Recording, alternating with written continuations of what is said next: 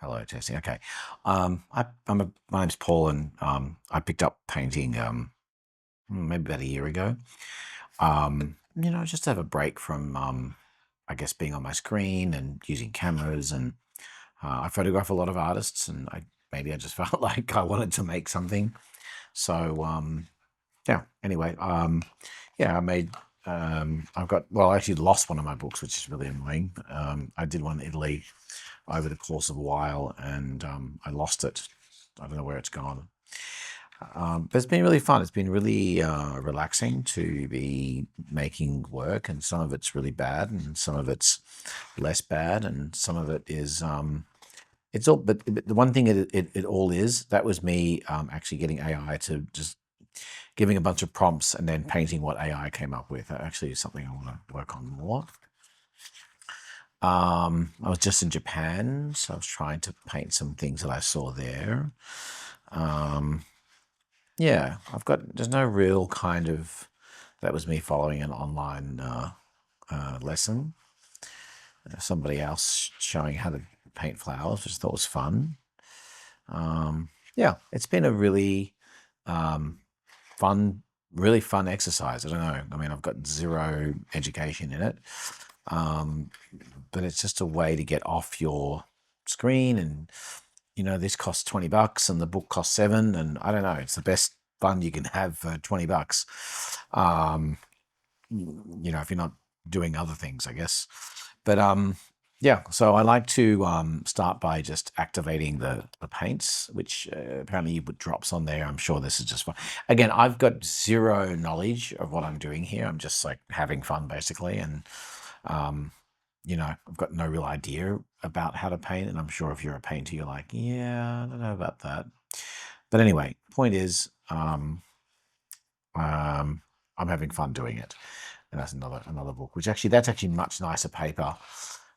So it absorbs the watercolor much better. I should also say I'm using this water. It's called a water pen. You just fill it up with water, and you can squeeze it and clean it out. And then this bit of just tissue is really great to just clean the nib. Yeah. So maybe I'll do some. I might do some azaleas. Those are sort of my mum's favorites. Big leaves, big flowers. I don't know. We'll drop it into a vase. I always like to start with the stem because I guess you're going to sort of cover it up otherwise. My mum always has azaleas around. Um, Actually, is it azaleas? Or am I talking about they're hydrangeas? They're my mum's favorites. Um, so yeah, they are her little babies. That's true. They're kind of a nice flower. They're a very colorful flower. They're very big. So anyway, I'll squeeze that off there. As you can see, it cleans it up. And kind of, again, this is just me from memory now. This is not me trying to copy something. I'm just, I mean, these watercolors are very forgiving. And again, just very, very fun, just sort of working it out as I go. So my idea here is to just do a bunch of these sort of flowers, let it dry, and then come back and then go over the top just to kind of give it a sort of a layer. So you feel a sense of depth in there. And then I'm probably going to add some leaves onto this, so that yeah, I've got a nice, there's a nice sense of fullness and depth. I mean, there's many ways to achieve it. And again, I've just watched a bunch of tutorials, but actually that's not true. I probably watched about 4 tutorials or 5, and I kind of weirdly just preferred to not know and just try to work it out. It sort of has been much more fun just to kind of go, oh yeah, that looks good. What happens if I do this? I'm a full-time photographer, as I mentioned, and I photograph a lot of artists. It's called Where They Create. It's a lot of fun to do. I just get to spend time in artists in their studios, and I interview them and post it online. There's a website and Instagram, all that jazz. Anyway, point is, I think sometimes having the innocence of not knowing, like especially with photography, where you just pick up and you just shoot and you don't really know what you're doing. There's a lot of value in that. There's a lot of you're not constrained by things you should and shouldn't be doing. What's right is just what looks good, really. So I think these could be bigger, to be honest. I think this could be, the thing about azaleas is that they're huge. Not azaleas. I got it wrong again.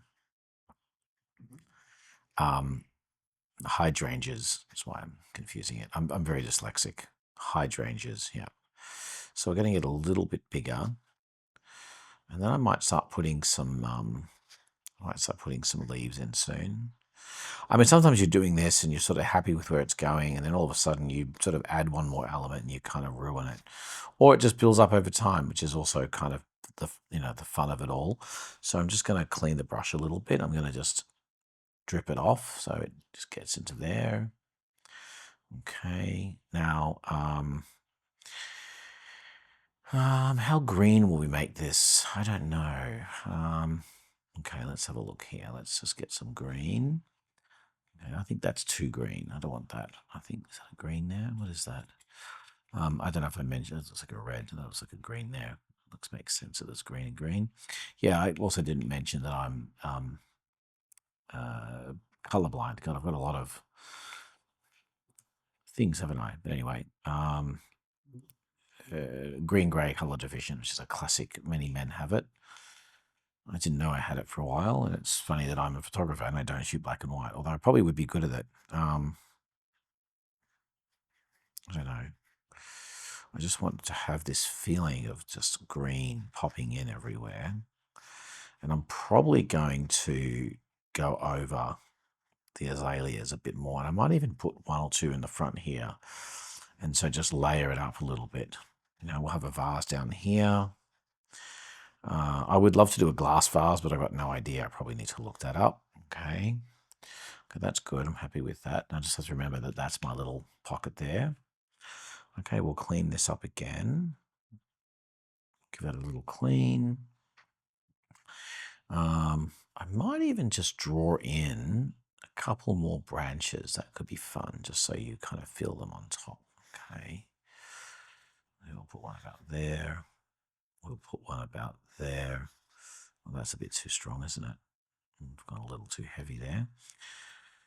Now I have to work to hide it. And again, if I was a better painter, I probably would know what to do, but I don't, because this is just all me just working it out as I go. And that's a bit too straight. Anyway, this is what I mean. Sometimes you just kind of stuff it up. And that's all part of the game. Can't be too precious about it. You just have to go for it. Okay. Actually, while I'm here, what I might do is go back in again to these other ones and just make them bigger again, just so they really start to dominate the whole scene. And we've got a lot of depth going on here. I mean, there's a lot that I'd love to learn, like, how to paint it with a background. I have no idea how to do that. There's a lot of things I don't know how to do yet. But again, I'm just doing what I can with what resources I have, which, and also I think sometimes the thing about photography is that you definitely, there's definitely a benefit to having like one lens, right? Don't get carried away. Just use one lens and learn that lens. And because you're learning just one lens, you'll get very skilled at just how that lens works and what the perspective is. And I think the same is true of many things. And I think for this, what I like about, we might be really close, maybe there's just one more up here. What's true of this is I'm just using the same brush. I use the same size paper, the same paints. Although I bought this in Japan, I'm a bit worried I'm not going to be able to find it again.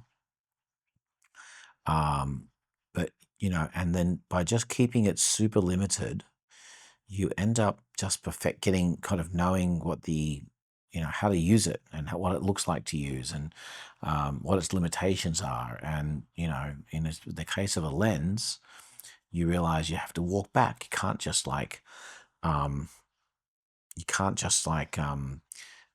zoom in or zoom out. You have to pull right back. And if you want to get more in the picture, now I'll wind it up. This is kind of a not great. All right, well, we're going to use some of this to maybe just put that in there. And I think I'm going to try to hide that. Hopefully I don't make too much of a mess. And that's getting a bit heavy in there now. Yeah. All right, I think I'm going to work on the vase, let that dry, and I might just pop another flower in the middle there just to kind of give it a layer and hide what I kind of that big line, or maybe even down here. I don't know yet. Okay, we'll just keep on going. Maybe an orange vase, or actually, I've got a really lovely vase up there that I love, and it's sort of like it's a whitey, it's a grey blue. So why don't we just add some, that'll be complementary. We'll put some blue, which is good there, and then we'll add in, well, just actually got to activate that. Okay. I was saying that I wanted to copy this vase, which is sort of a blue, white, grey vase. So let's see if we just get a little bit of black, and then we just, okay. This is just pure amateur hour here. I don't really know what I'm doing, but I'm having fun doing it, so that's the main thing. I did learn that it's nice to just, give it some shape by, adding a dark color on one side. And then from here, what I'll do is I'll probably just pull it all across and just use the lighter color. Just get a little bit more black in there. That'll be the edge. And then we'll go to white.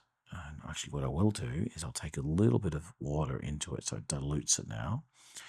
And then we'll just go across. This is like pulling this paint over.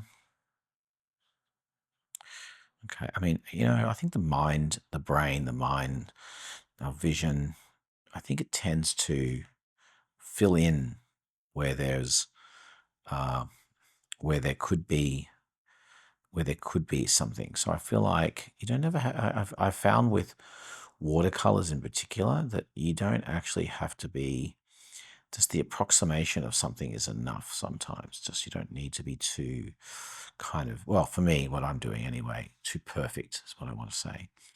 Well, there's not much blue in there. I might just put a little tiny bit in. Don't want to get too much in there. Again, I don't know if I should dip back. I've got no idea. It doesn't really matter. As long as you're having fun. That's the most important thing. This is not serious. I don't need this to be anything. I mean, I'm not selling them. I'm just doing it for fun. I think, yeah, and I don't know why I'm stuck on flowers. It's not like I'm obsessed with flowers. I'd like to photograph more of them. I mean, I'm kind of okay with that. I'm happy with where that's at. Yeah, what if I can zoom in here a little bit? Well, I guess I can just lift it up. That might be the easiest thing to do. That's where I'm at so far. Whoops, that's probably about as far as I want to go there. Okay. I think what I'm going to do next is, the vase feels like it's just a bit lopsided. I might add a little more blue in there once I get this vase finished. Okay. The birds are whistling outside. It feels like it's spring's in the air, but it's definitely not springtime. We're still in the middle of, well, what are we, February, so we're still a bit cold, still a bit winter. Although the Japanese just had their spring festival, and the Chinese, they just had their spring festival. And I guess in their calendar, it is actually spring. Okay. Okay, it still feels a little bit out of shape, but again, like I said, it's not an exact science. I think you're just kind of doing what feels good, basically. And that feels good. All right, let's get a little more. Let's get a little more blue in there. I might have enough actually. I just want to make them a little more voluptuous.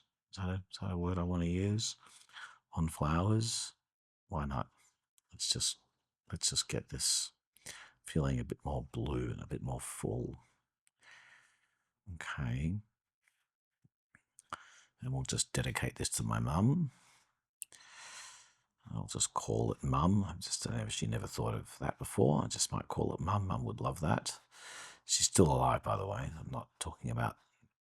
I'll probably get right into this after if and when. Well, if not if when I'm no longer have a mother, which of course will happen to all of us at some point. Hopefully, she gets to 100. That would be great. She's not quite there yet, but she's full of energy and full of life. So if anyone's got a good chance of getting to 100, it's definitely her. It'd be great. She spends lots of time with the grandchildren. Okay, I'm just going to get a little bit bigger there just to kind of fill out this page and sort of occupy it a bit more.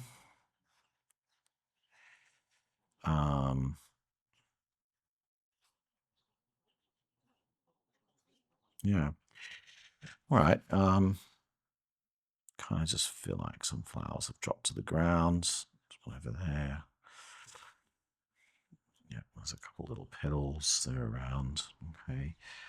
All right, I think that looks good. I'm happy to show that to Mum. Let's call it Mum. Let's give it my initials.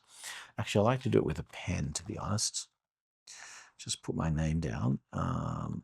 What's this one here? What color is that? That's a blue. I think we want this. And it looks like a green. No, you know what? I'm going to get a pencil. Ugh. Okay, I'm back. Well,